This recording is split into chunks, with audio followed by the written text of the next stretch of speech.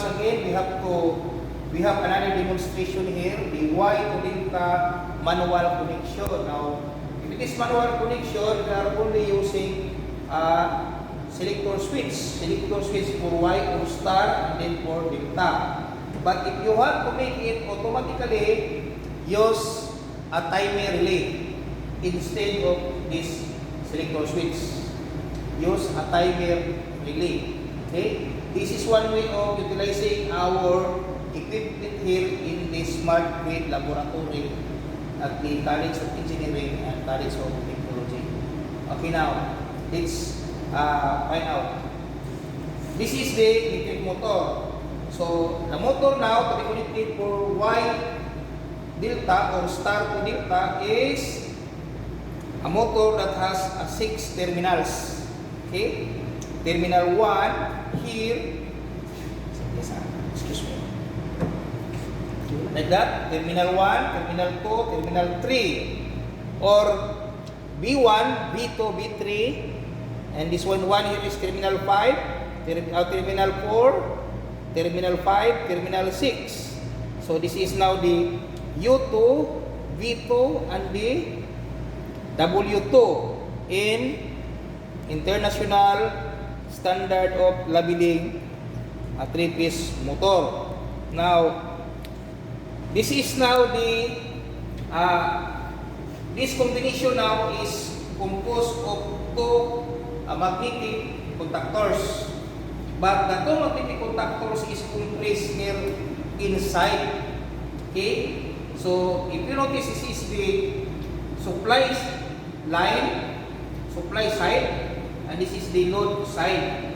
So, the terminals here is connected here. Okay? This is terminal, what's this? U1, B1, and W1. And this is, the ending of this one is V2, U2, no? U1, U2 here, and then B1, V2, and then this is the W1 and W2. So, or shall we say, this is terminal 1, 2, 3, and then terminal 4, terminal 5, and this is terminal 6. Now, this is the supply line, so this is our main control or main magnetic contactor, no? This one. And simply the same of the pole voltage connection, we are using the supply line. So, with the overcurrent protection here and overload protection also here. So, okay.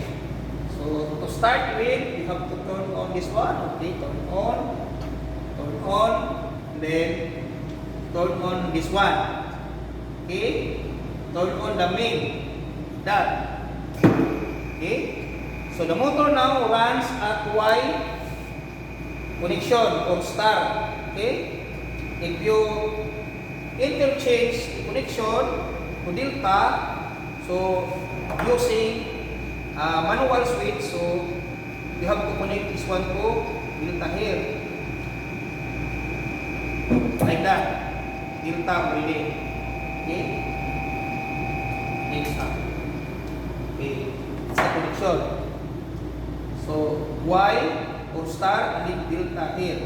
To reset the circuit, so you have to go back here. Like that. But if it is connected automatically without hand manipulation, you have to use a timer relay. Okay? So the common connection of this one is use a timer relay for the transition period of Y or star to delta. Okay? So that's it. Thank you.